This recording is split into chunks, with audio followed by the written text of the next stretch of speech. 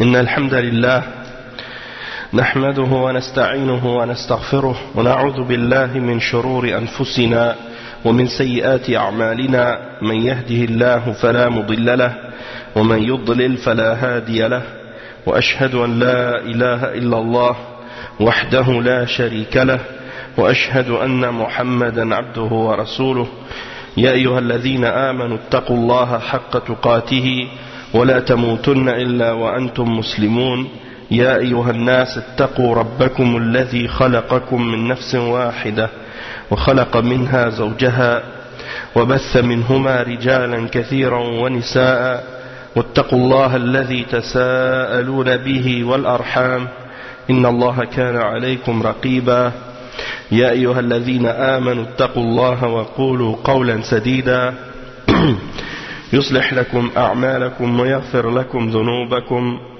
ومن يطع الله ورسوله فقد فاز فوزا عظيما أما بعد وإن خير الكلام كلام الله وخير الهدي هدي محمد صلى الله عليه وسلم وإن شر الأمور محدثاتها وكل محدثة بدعة وكل بدعة ضلالة وكل ضلالة في النار أما بعد.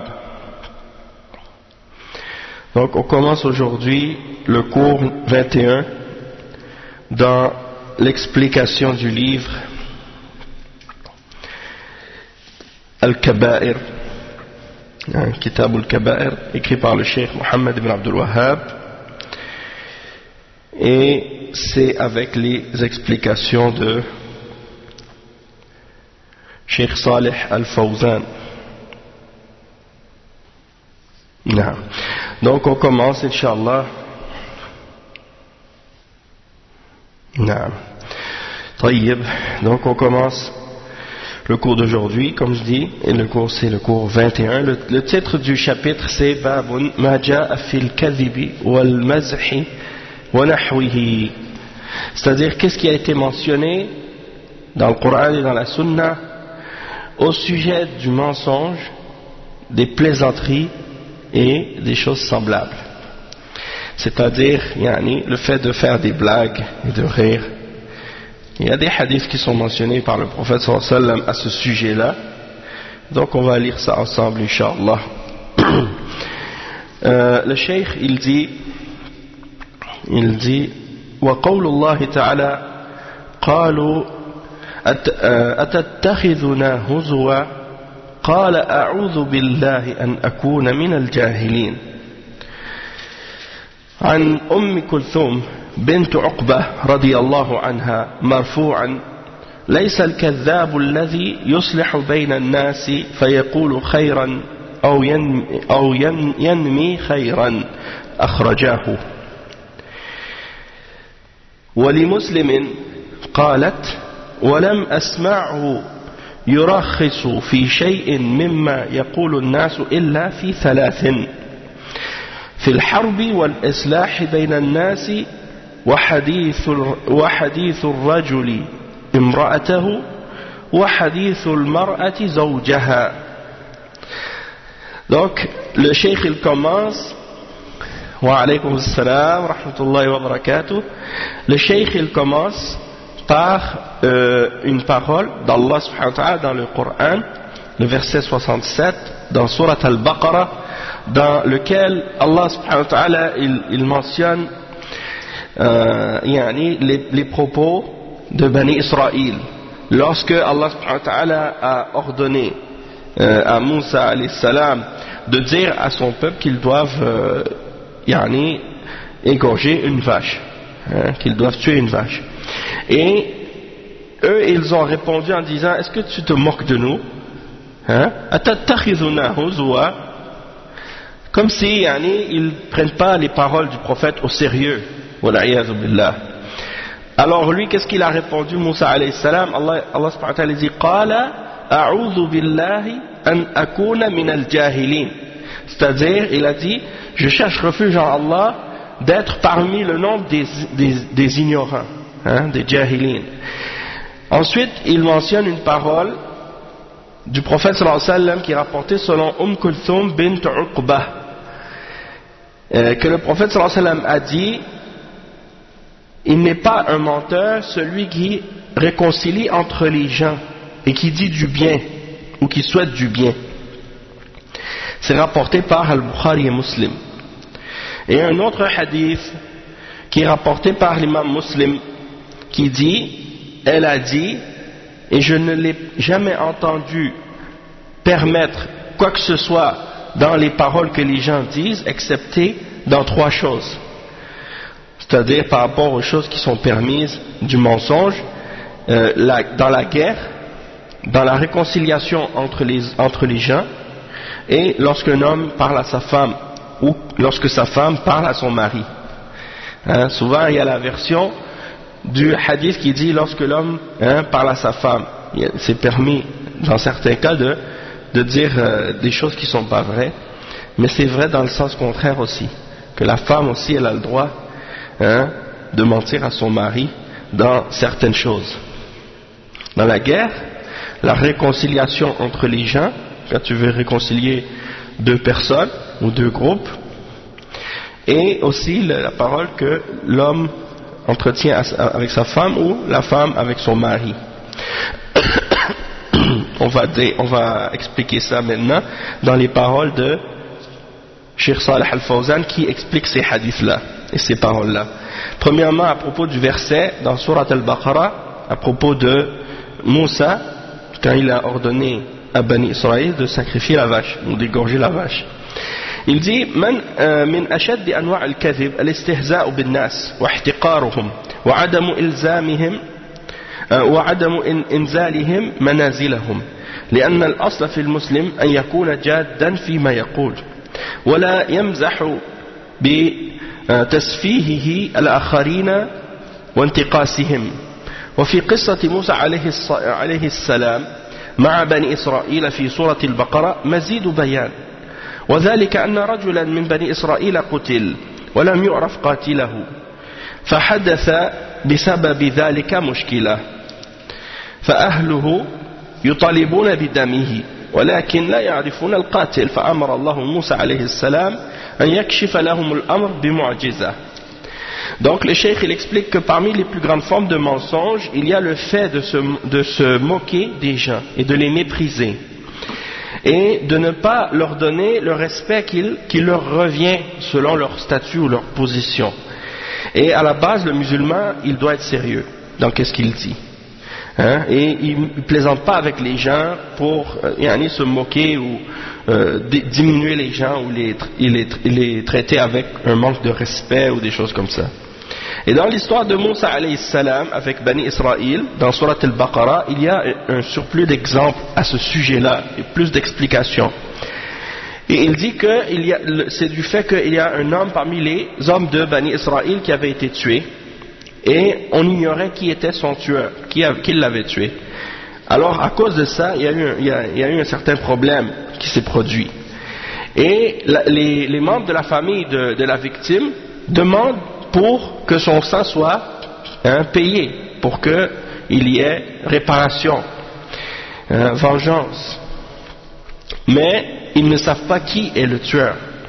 Alors Allah subhanahu wa ta'ala a ordonné à Moussa alayhi salam de faire quelque chose pour faire en sorte que le tueur soit découvert par un miracle.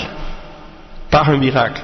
Alors il dit fada'ahum alayhi salam li'an yadhbahu baqara. Alors il les a invités à ce qu'ils sacrifient une vache. Il dit thumma ya'khudhu qit'atan minha wa yadribu biha al-maqtul. Puis ils prennent une partie de cette vache et ils frappent la victime avec. Il dit fa'idha darabuhu qama bi'idhnillah. Une fois qu'ils l'ont frappé avec le morceau de la vache, il va se tenir debout, il va se lever par la permission d'Allah. فأخبرهم من القاتل. Donc وأخبرهم من القاتل. Il va leur dire qui était le tueur. فلما أمرهم عليه السلام بما أمره الله عز وجل قالوا أتتخذنا هزوا يعني ما علاقة ذبح البقرة بقصة القتل. Donc quand Moussa alayhi salam leur a ordonné d'égorger cette vache, les gens de Bani Israël ont dit, est-ce que tu nous prends en plaisanterie, est-ce que tu es en train de te moquer de nous, et ils disent, en voulant dire, c'est quoi la relation entre le fait de sacrifier une vache ou d'égorger une vache et l'histoire de ce meurtre, et comme s'ils veulent penser que Moussa alayhi salam, il leur ordonne de faire quelque chose et que c'est pas sérieux, comme s'il plaisante avec eux. Et le cheikh il dit وَهَذَا مِنْ تَنَطُّعَاتِ بَنِي إِسْرَائِيل وَتَطَاوُلِهِمْ عَلَى أَنْبِيَاءِ اللَّهِ. Il dit ça fait partie des exemples des attaques de Bani Israël et comment ils manquent de respect envers les prophètes d'Allah. C'est-à-dire qu'ils traitent les prophètes d'Allah comme si c'était des gens n'importe qui, et qu'ils ne leur adressent pas la parole avec respect, ils parlent avec lui même en disant des paroles qu'on ne dirait pas à quelqu'un comme un prophète. Est-ce que tu te moques de nous? Comment tu peux parler comme ça à un prophète? C'est comme les gens d'aujourd'hui, comment ils parlent, c'est comme si c'est quelqu'un qui est sérieux, un prophète d'Allah ou un savant de la religion, un homme de science, puis toi tu lui dis, est-ce que tu me niaises? Est-ce que tu es en train de te moquer de moi? Tu plaisantes ou quoi? T'es pas sérieux? Comment tu parles comme ça à un prophète d'Allah? Ça c'est inacceptable. Et donc ça fait partie des exemples du comportement de Bani Israël avec les prophètes. Ils manquent de respect aux prophètes, ils manquent de respect envers les représentants de la religion d'Allah subhanahu wa ta'ala. Et donc le cheikh il dit يقولون هذا الكلام لرسول الله موسى عليه السلام إلا أن موسى قال لهم أعوذ بالله أن أكون من الجاهلين. Donc ça c'est comme je disais, il s'adresse comme ça au messager d'Allah alayhi salatu wassalam, sauf que Moussa alayhi salam leur a répondu en disant, je cherche refuge en Allah d'être du nombre des ignorants. Il dit فالاستهزاء بالناس من صفات الجاهلين وليس من صفات الأنبياء ولا المؤمنين. Donc il répond en voulant dire que le fait de se moquer des gens, ça ne fait pas partie de la caractéristique des prophètes et des croyants, plutôt ça fait partie des caractéristiques des ignorants, de se moquer du monde et de vouloir se moquer des gens. Il dit ثم إنهم شددوا على أنفسهم فطلبوا صفة البقرة ولو أنهم عمدوا إلى أي بقرة فذبحوها لأجزأهم ذلك ولكنهم شددوا على أنفسهم فشدد الله عليهم وقالوا ادع لنا ربك يبين لنا ما هي قال إنه يقول إنها بقرة لا فارض ولا بكر عوان بين ذلك فافعلوا ما تؤمرون. يعني أي لا كبيرة ولا صغيرة عوان بين ذلك فافعلوا ما تؤمرون. وهذا فعل أمر حيث أمرهم أن ينصاعوا لما طلبه الله منهم ويدعوا التنطعات.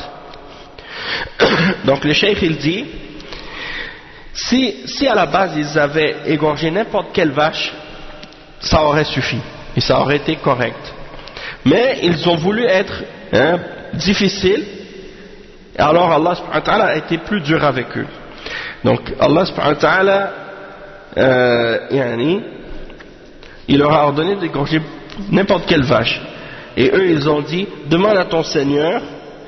Et regarde comment ils parlent même à Moussa. Ils ne disent pas demande à notre Seigneur, ils disent demande à ton Seigneur, comme si en voulant dire c'est pas notre Seigneur à nous, c'est ton Seigneur à toi. Il n'y a pas de respect dans la façon de parler. Donc demande à ton Seigneur qui nous explique c'est quelle vache. Demande à ton Seigneur qui nous explique quelle vache. Alors il leur répond, il dit c'est pas une vache qui est grande ni petite, c'est-à-dire n'importe quelle, une vache ordinaire. Et il dit et faites ce que vous êtes ordonné de faire, c'est-à-dire c'est un ordre, ils doivent mettre cet ordre en application. Mais au lieu de faire ça et d'abandonner leurs critiques et leurs moqueries et leurs attaques, ils continuent encore à poser d'autres questions. Ud'u lana yubayyin lana ma lawnuha Il dit, demande à ton Seigneur pour qu'il nous explique de quelle couleur elle est. Et ça c'est encore pire que la première question. Hein? Alors là maintenant il dit ولما فصل يعني وهذا أشد من الأول ولما فصل لهم النوع انتقلوا إلى ما هو أشد وهو اللون فضيقوا فرص إيجاد البقرة بهذه المواصفات عندما سألوا عن اللون. Donc ils ont encore plus restreint et rendu plus difficile de trouver la vache parce qu'ils ont commencé à parler de la couleur. Donc ça c'est encore plus dur que la première question encore. Et là il dit فقال لهم كما قص الله علينا إنه يقول إنها بقرة صفراء فاقع لونها تسر الناظرين. وهذا تشديد آخر أنه يعثر عليهم بهذا الوصف. فقالوا ادع لنا ربك يبين لنا ما هي إن البقرة تشابه علينا وإنا إن شاء الله لمهتدون. قال المفسرون لو لم يقولوا إن شاء الله لما توصلوا إلى شيء ولما اهتدوا إليها أبدا. Donc il dit le cheikh que après ils ont demandé encore une fois, donc Allah leur a répondu la couleur, c'est une vache qui est jaune ou orange de cette couleur, puis il leur a mis une autre condition qui est encore plus dure pour eux. Et ils ont dit malgré tout, demande à ton Seigneur, invoque ton Seigneur pour qu'il nous explique quelle vache, parce qu'elles se ressemblent tous pour nous, puis on ne sait pas laquelle, et par la volonté d'Allah on sera bien guidé. Par la volonté d'Allah on sera bien guidé. Et il dit, les savants de Tafsir ont dit, s'ils n'avaient pas dit par la permission d'Allah, ils ne seraient jamais arrivés à trouver et à être guidés vers la bonne. Mais il dit ولكن قالوا إن شاء الله مما سهل الأمر عليهم. Du fait qu'ils ont dit Inch'Allah, ça leur a rendu la chose plus facile. Allah leur a facilité un peu plus. Il dit وقال لهم موسى كما ذكر الله تعالى إنه يقول إنها بقرة لا ذلول تثير الأرض ولا تسقي الحرث مسلمة لا شية فيها أي لا عيب فيها وليس فيها لون آخر. قالوا الآن جئت بالحق. وهذا من تهكمات بني إسرائيل، يعني أن موسى لم يأتي بالحق إلا حين ذاك فذبحوها وما كادوا يفعلون. Donc le cheikh il dit ensuite que ils ont encore posé une autre question à Moussa alayhi salam et ils ont dit, ils ont demandé, donc demande à ton Seigneur pour qu'il nous explique, pour qu'il nous dise, qu'il nous clarifie de quelle vache on doit sacrifier. Il dit, Allah dit que c'est bien une vache qui n'a pas été asservie à labourer la terre, ni à arroser le champ, indemne d'infirmité, et dont la couleur est unie. C'est-à-dire elle a une seule couleur. Elle n'a pas de défaut. Il dit, te voilà enfin, tu nous as apporté la vérité. Et le cheikh il dit, comme si c'était juste là maintenant qu'il leur apportait la vérité à la fin. Qu'avant Moussa alayhi salam ne leur avait pas clarifié ou mentionné la vérité avant. Donc ça c'est pour montrer comment il se moque des gens, et en particulier des prophètes. Allah musta'an. فَذَبَحُوهَا وَمَا كَادُوا يَفْعَلُونَ. Ils l'ont donc à ce moment-là ils l'ont sacrifié cette vache, mais à peine ils voulaient vraiment le faire, ils ne voulaient pas le faire pour de vrai. ثم ذكر تعالى أنه قال لهم موسى كما أمره الله تعالى بذلك اضربوه ببعضها أي خذوا قطعة منها فاضربوا بها القتيل ففعلوا فعادت إليه الروح وقال فلان قتلني. يقال إنه كان ابن عمه وكان القتيل لديه مال فأراد القاتل أن يتعجل أخذ المال بالميراث فقتله. ثم قال تعالى كذلك يحيي الله الموتى هذا شاهد على إحياء الله الموتى فقد رأوه في الدنيا وهذا من علامات ودلائل كمال قدرته تعالى. Donc le cheikh il dit bon, là ils ont fait ça comme Allah subhanahu wa ta'ala l'avait ordonné, puis Moussa alayhi salam leur a dit frappez le mort avec cette partie de la vache, et ils l'ont fait, et l'âme de ce mort est revenue dans son corps, et il a dit c'est un tel qui m'a tué. Il a mentionné le nom de la personne qui l'avait tué, et c'était son cousin. Et étant donné que la victime avait de l'argent, donc son cousin voulait précipiter sa mort pour pouvoir prendre son héritage, alors il l'a tué. Puis Allah subhanahu wa ta'ala il mentionne dans le verset, il dit c'est ainsi que Allah fait revivre les morts. Et il dit ça, c'est qu'est-ce qu'il a voulu montrer ici, c'est comme un témoignage du fait que Allah subhanahu wa ta'ala est capable de faire revivre les morts. Et là ils l'ont vu même dans cette vie d'ici-bas, et ça fait partie des signes et des preuves de sa puissance parfaite. Et il dit وَلِهَذَا قَالَ وَيُرِيكُمْ آيَاتِهِ لَعَلَّكُمْ تَعْقِلُونَ ثُمَّ قَسَتْ قُلُوبُكُمْ فهم مع مشاهدتهم هذه الآية العظيمة قست قلوبهم وهذا من جفاء بني إسرائيل وخبث طوياتهم وهم لا يزالون بهذه الصفات وهذا من سفههم وجهلهم وتعنتهم والعياذ بالله. Donc le cheikh il dit que Allah subhanahu wa ta'ala il dit par la suite dans le verset, et il vous montre, il dit ce qui signifie, il vous montre ces signes pour que vous puissiez réfléchir, puis par la suite vos cœurs se sont endurcis. Donc le cheikh il dit, malgré qu'ils ont vu comment Allah a fait revivre le mort, avec le morceau de la vache dans ce verset, malgré tout par la suite leur cœur est redevenu dur encore, et donc ça c'est pour montrer à quel point les fils d'Israël sont durs et qu'ils sont mauvais dans leur façon d'être, dans leur façon d'être envers la religion. Et c'est pour cette raison, donc ils ont toujours cette caractéristique là en eux-mêmes, et ça c'est un signe de leur faiblesse d'esprit, de leur ignorance et de leur obstination, والعياذ بالله. Et le cheikh il dit ensuite والشاهد في هذه الآيات قولهم أتتخذنا هزوا فدل هذا على أنه لا يجوز اتخاذ الناس هزوا وسخرية. Il dit qu'est-ce qu'on voulait tirer de cette histoire. En fait c'est la partie où Bani Israël s'adresse à Moussa en disant est-ce que tu nous prends est-ce que tu te moques de nous, est-ce que tu nous prends en plaisanterie ou des choses comme ça. Et donc ça c'est la preuve qu'il n'est pas permis de se moquer des gens et de rire des gens, des choses comme ça. Et le cheikh il dit وقوله صلى الله عليه وسلم ليس الكذاب الذي يصلح بين الناس رواية هذا الحديث هي أو راوية هذا الحديث هي كلثوم بنت عقبة ابن أبي معيط.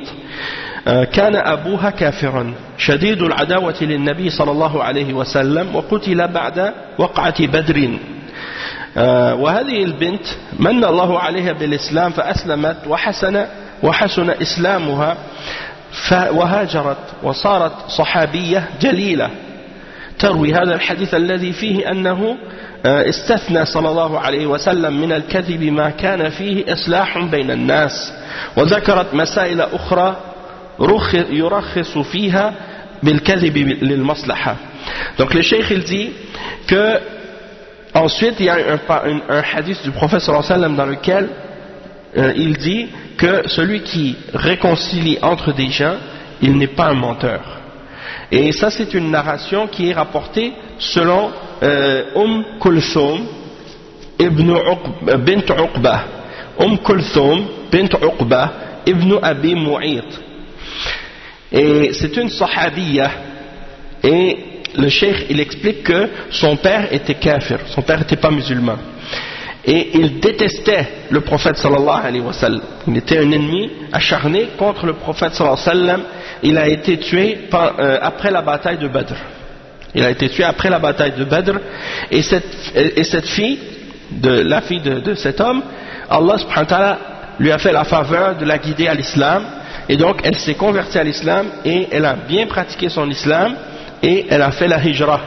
Elle a émigré dans le sentier d'Allah. et elle est devenue une grande sahabiya. Et elle rapporte ce hadith dans lequel le prophète sallallahu alayhi wa sallam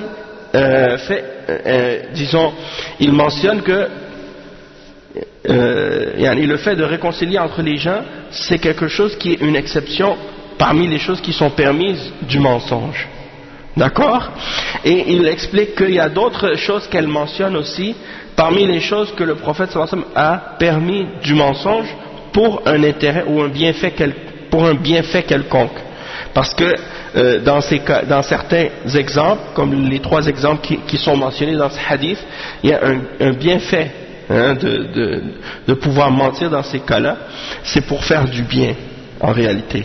Et il donne l'exemple ici du premier cas, al-oula al-islahu bayna an-nas والثانية في الحرب فيحق للقائد أن يروي في الكلام للخدعة وليس يكون رسول الله صلى الله عليه وسلم يريد غزوه إلا ورى بغيرها وهذه من السياسة الحربية فيجوز الكذب في الحرب على العدو لمصلحة المسلمين وكذلك يجوز الكذب على الزوجة من أجل دوام العشرة كأن يقول الرجل لزوجته بأنه يحبها ويريد أن يشتري لها وأن يصنع لها أمرا وهو لا يريد أن يفعل إما لقلة ذات اليد أو لعدم إمكانية تحقيق ذلك وهي تقول له بأنها تحبه وأنه أحب الناس إليها فإن هذا لا بأس به ويكون من أسباب دوام العشرة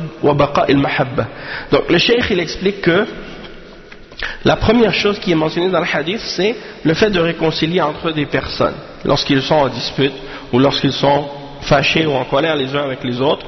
Toi tu vas aller voir, tu leur dis des choses pour les réconcilier, même si c'est pas vrai, dans le sens que par exemple si tu dis un tel il parle du bien de toi, il parle de toi, il regrette qu'est-ce qu'il a fait, il pense qu'il n'aurait pas dû faire ça, puis l'autre tu vas le voir, tu lui dis ça aussi, tu vois, pour les réconcilier ensemble. Allahu a'lam, je sais pas. Mais il y a le deuxième exemple du hadith, c'est aussi qu'est-ce qui est des stratégies militaires. Comme par exemple dans la guerre, le chef de l'armée, il va faire quelque chose, une ruse militaire pour tromper l'ennemi, pour leur faire croire quelque chose qui est le contraire de la réalité, pour le surprendre. Comme par exemple, le messager d'Allah sallallahu alayhi wa sallam, quand il voulait partir en guerre quelque part, il disait jamais où est-ce qu'il s'en allait. Et il partait jamais directement dans la direction où il voulait aller. Il prenait une autre direction et il disait qu'il allait ailleurs pour tromper l'ennemi, pour pas que l'ennemi sache qu'il s'en va vers eux pour les attaquer. Pourquoi? Parce qu'il y a des espions. Et si le prophète sallallahu alayhi wa sallam disait directement où il allait, bien c'est sûr qu'ils allaient se préparer à sa venue. Donc ça, il dit, ça fait partie de la politique ou des stratégies, comment bien faire son plan militaire pour surprendre l'ennemi, pour le tromper, pour réussir à gagner la guerre. Et il dit donc que c'est permis de mentir dans la guerre contre l'ennemi pour un bienfait. Mais aussi en même temps, par rapport à ça, il faut comprendre que certains parmi les Khawarij, ils prennent cette parole du prophète sallallahu alayhi wa sallam par rapport à la guerre et aux mensonges dans la guerre et ils les tirent en dehors de ses limites. Dans le sens que eux, premièrement, les Khawarij, ils pensent que c'est eux qui décident qui est en guerre contre qui. Alors qu'on sait très bien que la guerre, c'est les dirigeants qui décident. Qui est en guerre contre qui? C'est les dirigeants qui décident. Pas les individus, comme ces gens-là qui n'ont aucune décision dans les questions militaires d'un État ou d'un pays. Donc eux, ils décident qui est en guerre contre qui, puis contre qui on a le droit de mentir. Donc ils viennent dans les pays des kuffars, ils se permettent, par exemple, ils vont dire je vais raser la barbe, je vais boire de l'alcool, je vais aller dans des boîtes de nuit, je vais faire les péchés, pour que les kuffars pensent que moi je suis pas quelqu'un qui est religieux. Comme ça ils vont pas me surveiller puis après je vais aller faire des attentats terroristes, ou je vais aller faire ci et ça, je vais les attaquer, les kuffars. Naam, comme des voyous, naam. C'est pour ça que tu vois beaucoup d'entre ces gens-là, c'est des voyous vraiment. Donc Allah al-Musta'an, il pense que de faire ça, ça fait partie de mentir, hein, pour la cause de l'islam, ou pour le djihad. Et alors que ça, c'est des choses qui sont clairement interdites, et que ça n'a rien à voir avec, même il y a des kuffars, parmi les kuffars qui essaient de, comme par exemple, comme on dit, ceux qui ont une phobie de l'islam, ils imaginent plein de choses fausses sur l'islam et les musulmans, donc ils voient que les musulmans sont des gens mauvais, que l'islam c'est quelque chose de dangereux, puis qu'il faut se débarrasser des musulmans.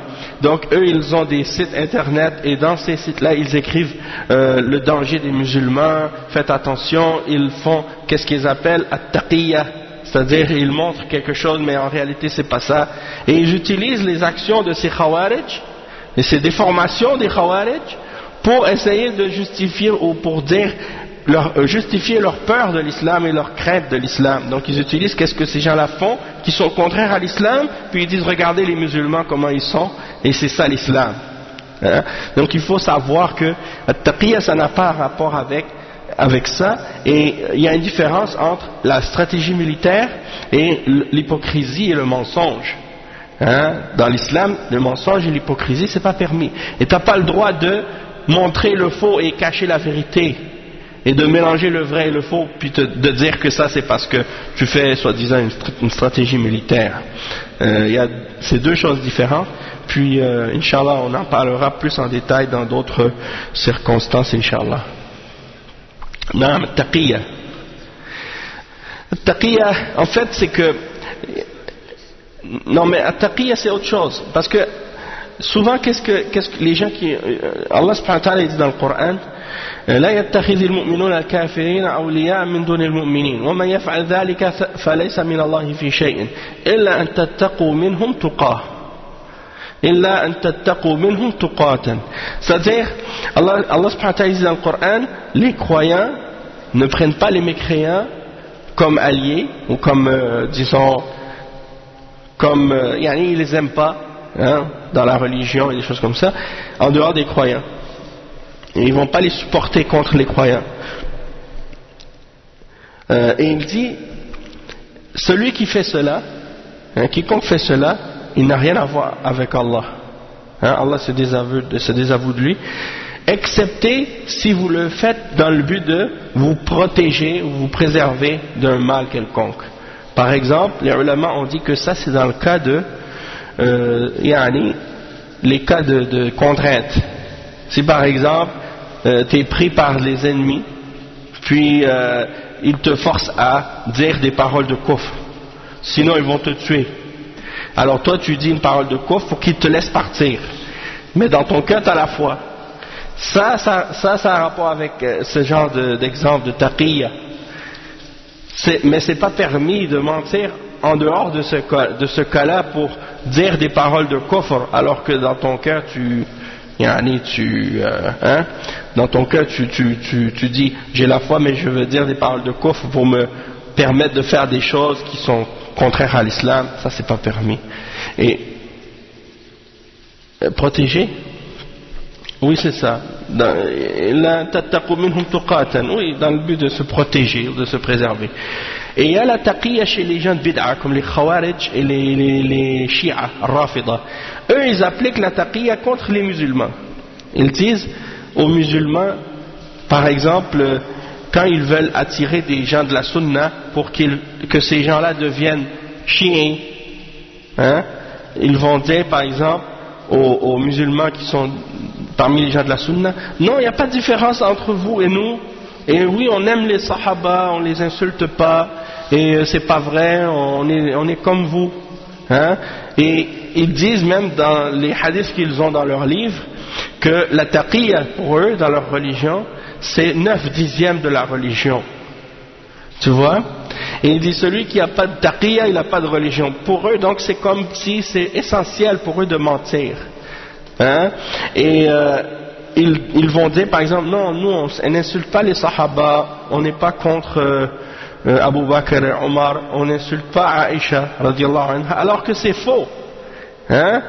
Mais pour faire croire aux gens qu'ils sont près des musulmans, puis qu'ils aiment Ahl Sunnah, donc pour attirer ces gens-là, pour qu'ils deviennent Shia, ils vont leur mentir comme ça au début, puis après petit à petit ils vont commencer à leur jeter des doutes pour essayer de les influencer, pour les attirer vers eux. Ça c'est un exemple. Donc les Shia al-Rafida, ils ont taqiyya. Des fois par exemple ils vont prier derrière un imam sunni, hein? Puis donc là ils vont dire, vous voyez on prie derrière un imam qui est sunni, alors qu'en réalité, hein, ils vont refaire la prière après. Ils vont la refaire parce qu'ils croient que la prière derrière un sunni c'est pas valable. Donc c'est pour tromper. Taqiyya, eux ils l'utilisent dans le sens du nifaq, de l'hypocrisie. Et les Khawarij c'est la même chose. Hein? Ils utilisent le terme taqiyya dans le sens du nifaq, pour justifier toutes sortes de choses qui sont contraires à l'islam. Et bien entendu, ça c'est pas la vraie signification de taqiyya.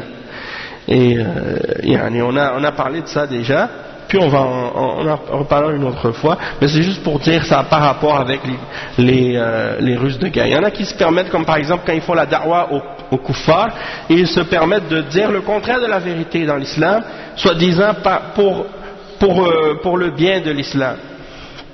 Ils pensent que ça c'est pour un intérêt ou pour un bienfait. Et ça tu le retrouves souvent aussi chez les Ikhwan.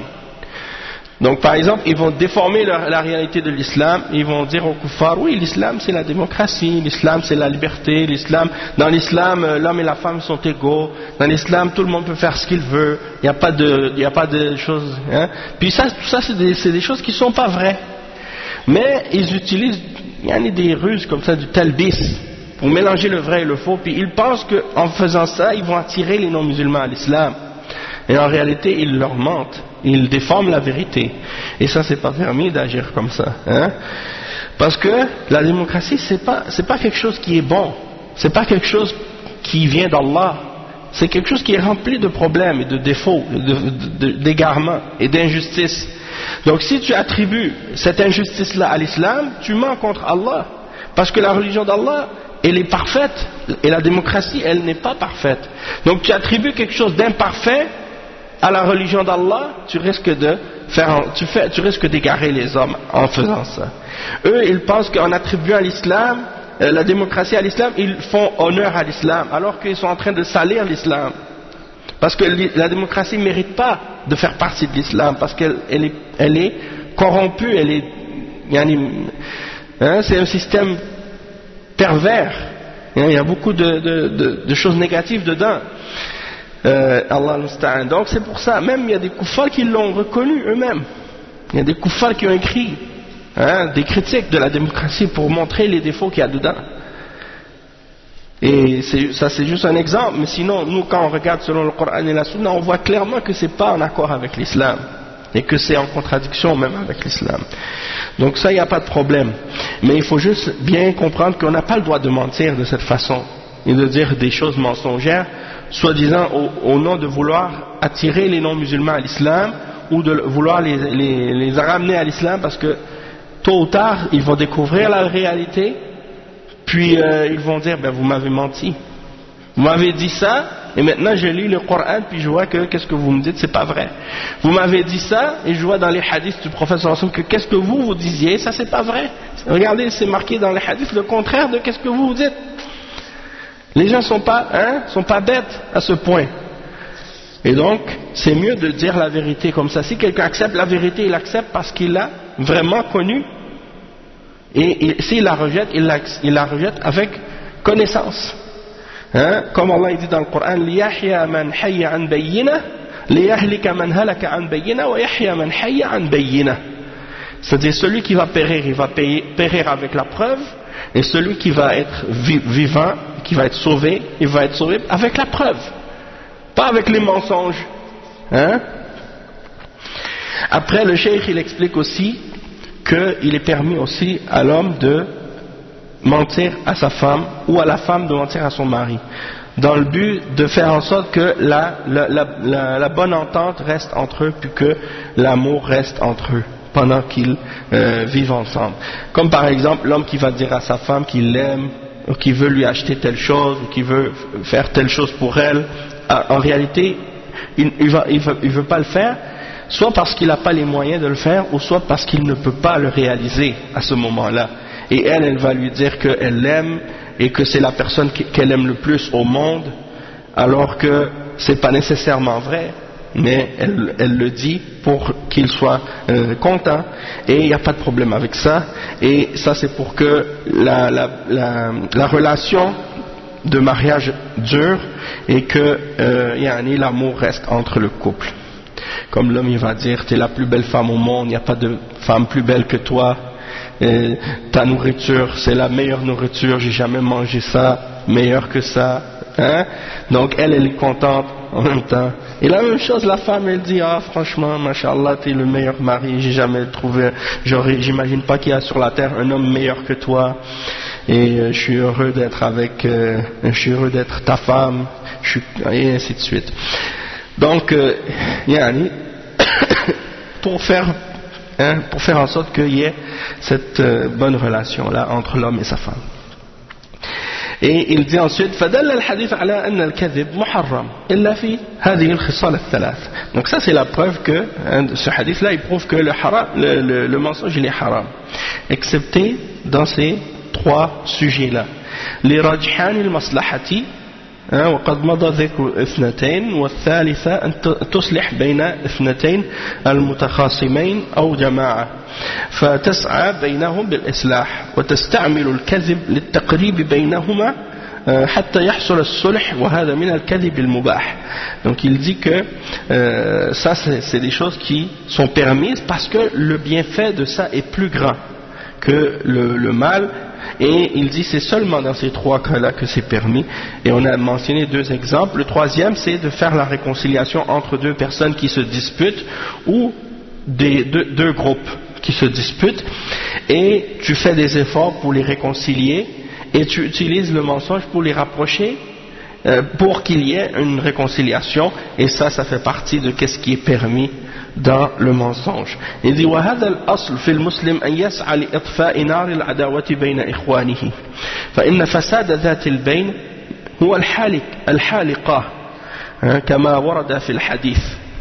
Donc le cheikh il dit qu'à la base le musulman il fait tous ses efforts pour éteindre le feu de la discorde et de l'animosité entre ses frères. Donc s'il y a une dispute entre deux musulmans, c'est le devoir des musulmans de faire des efforts pour essayer de les réconcilier et de faire éteindre ce feu. Parce que le désordre qu'il y a entre deux personnes, dans la relation de deux personnes, c'est al-haliqa. C'est comme si ça rase, ça vient raser la religion de quelqu'un. Et ça c'est mentionné dans le hadith rapporté par Abu Daoud et At-Tirmizi selon Abu Darda.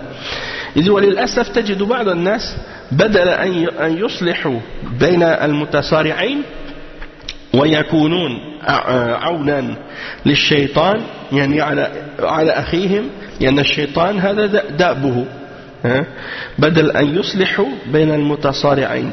Donc c'est ça. Il y a des gens malheureusement au lieu de réconcilier entre deux personnes qui se disputent, ils vont être comme un support au diable contre leur frère, puis ils vont l'inciter encore plus à être en dispute avec la personne. Il dit وقال الله تعالى يريد الشيطان أن يوقع بينكم العداوة والبغضاء.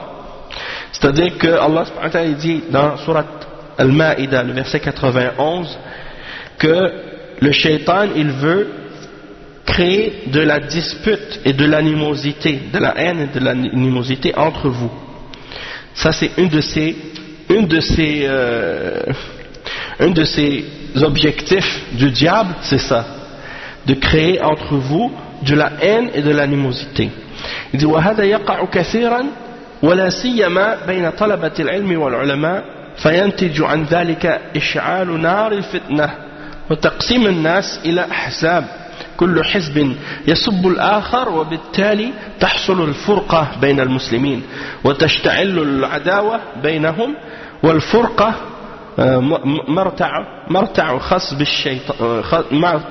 خصب للشيطان. Le cheikh il dit que ça arrive souvent parfois malheureusement entre les étudiants de sciences et les ulama, et à cause de cela le feu de la fitna s'allume et les gens se divisent en groupes et chaque groupe insulte l'autre, et par conséquent il y a de la division entre les musulmans à cause de ça, et ça allume l'animosité entre eux, et la division c'est quelque chose que le shaitan fait pour il cultive ça et il abreuve ça. Donc il faut faire attention à ce genre de situation et ce genre de choses pour éviter l'animosité entre les croyants.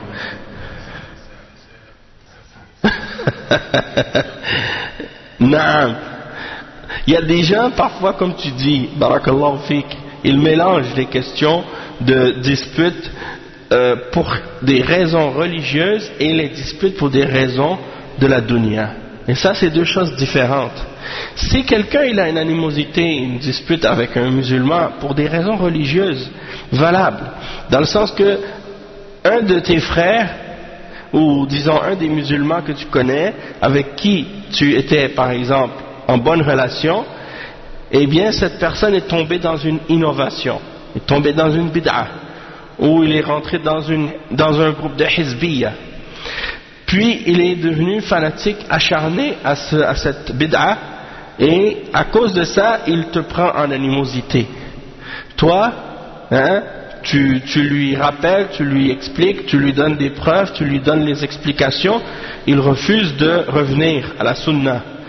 Donc est-ce que ça fait partie des animosités qu'on peut régler juste comme ça, avec une réconciliation, en disant mais non, il faut se réconcilier, réconciliez-vous, vous êtes des frères, il ne faut pas se diviser, ou bien il faut demander à la personne plutôt de se repentir de son innovation et de revenir à la vérité pour qu'il y ait une réconciliation. Parce que ici la cause de la réconciliation, c'est pas un problème qui est personnel entre deux personnes. Ici c'est une cause qui est le fait qu'une des deux personnes s'est détournée de l'ordre d'Allah subhanahu wa ta'ala ou du prophète sallallahu alayhi wa sallam, et à cause de ça ça a créé le conflit et la division.